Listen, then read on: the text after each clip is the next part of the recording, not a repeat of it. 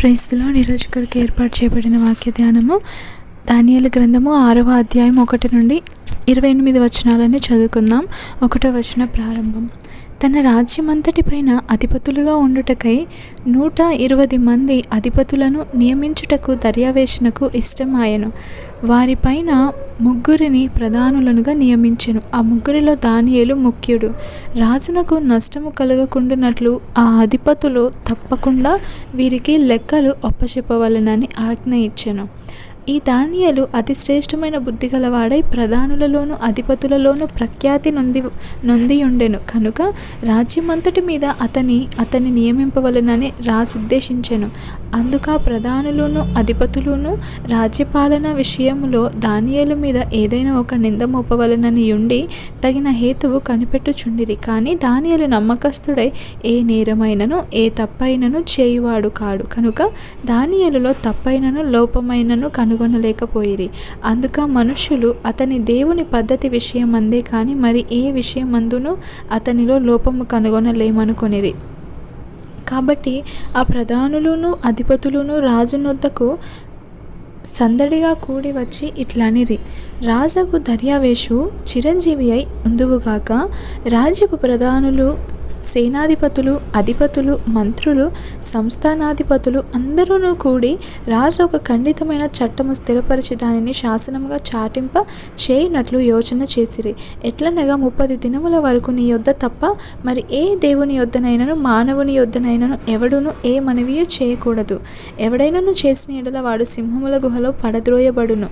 రాజా, ఈ ప్రకారముగా రాజశాసనం ఒకటి పుట్టించి మాదీల యొక్కయు పారసికుల యొక్కయు పద్ధతిని అనుసరించి స్థిరమగు శాసనముగా ఉండునట్లు దాని మీద సంతకము చేయమని మనవి చేసిరి. కాగా రాజుకు దర్యావేషు శాసనము వ్రాయించి సంతకము చేసెను.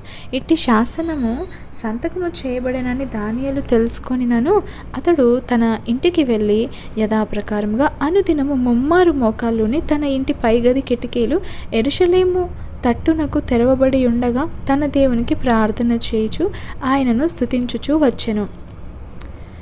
ఆ మనుషులు గుంపుకూడి వచ్చి దానియేలు తన దేవునికి ప్రార్థన చేయుటయు ఆయనను బతిమాలుకొనుటయు చూచి రాజు సముఖమునకు వచ్చి శాసనముల విషయమును బట్టి, రాజా, 30 దినముల వరకు నీకు తప్ప మరి ఏ దేవునికైనను మానవునికైనను ఎవడూనూ ప్రార్థన చేయకూడదు.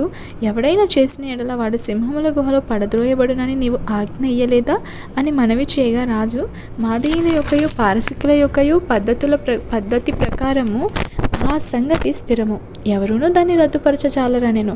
అందుకు వారు చెరపట్టబడిన యూదులలోనున్న ఆ దానియేలు నిన్నే కాని నీవు పుట్టించిన శాసనమునే కాని లక్ష్యపెట్టక అనుదినము 3 ప్రార్థన చేయుచు వచ్చుచున్నాడనిరి.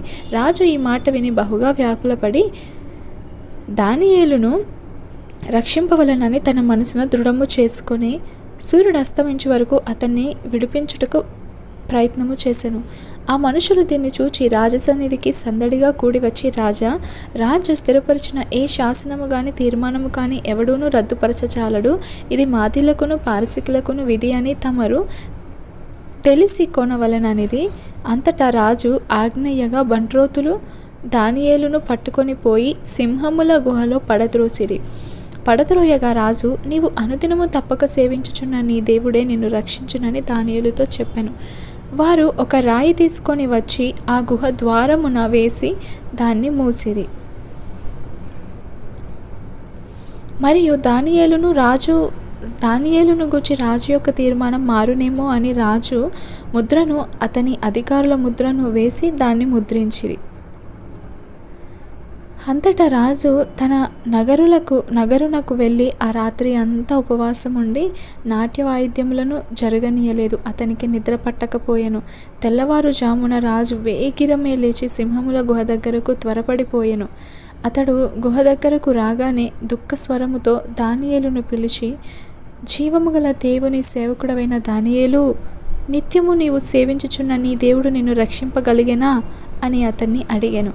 అందుకు దానియేలు, రాజు చిరకాలము జీవించునుగాక. నేను నా దేవుని దృష్టికి నిర్దోషినిగా కనబడితిని కనుక ఆయన తన దూతను పంపించి సింహములు నాకు ఏ హానియో చేయకుండా వాటి నోళ్లు మూయించెను.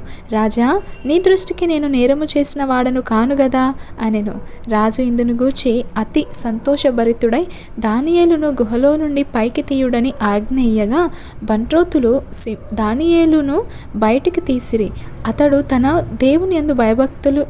దేవుని యందు భక్తి గలవాడైనందున అతనికి ఏ హానియు కలగలేదు. రాజు ఆజ్ఞ ఇయ్యగా దానియేలు మీద నింద మోపిన ఆ మనుషులను వారు తోడుకొని వచ్చి సింహముల గుహలో పడద్రోసిరి. వారిని, వారి కుమారులను, వారి భార్యలను పడద్రోసిరి. వారా గుహ అడుగునకు రాకమునుపే సింహముల పాలైరి. సింహములు వారి ఎముకలను సైతము పగలగొరికి పొడి చేసెను. అప్పుడు రాజగు దర్యావేషు లోకమంతట నివసించు సకల జనులకును రాష్ట్రములకును ఆయా భాషలు మాట్లాడు వారికిని ఇలాగు వ్రాయించెను. మీకు క్షేమాభివృద్ధి కలుగునుగాక. నా సముఖమున నియమించినదేమనగా నా రాజ్యంలోని సకల ప్రభుత్వముల యందుండు నివాసులు దానియేలు యొక్క దేవునికి భయపడుచు ఆయన సముఖమున వణుకుచుండవలెను. ఆయనే జీవము గల దేవుడు, ఆయన యుగయుగములుండువాడు. ఆయన రాజ్యము నాశనము కానేరదు. ఆయన ఆధిపత్యము తుదమట్టుకుండును. ఆయన విడిపించువాడును రక్షించువాడునయుండి పరమందును భూమి మీదను సూచక క్రియలను ఆశ్చర్య కార్యములను చేయువాడు. ఆయనే సింహముల నోట నుండి ఈ దానియేలును రక్షించెను అని వ్రాయించెను. ఈ దానియేలు దర్యావేషు ప్రభుత్వ కాలమందు పారసీకుడగు కోరేషు ప్రభుత్వ కాలమందును వర్ధిల్లెను. ఇంతటితో పాఠ్యభాగం ముగిసెను. ఆమెన్. Praise the lord.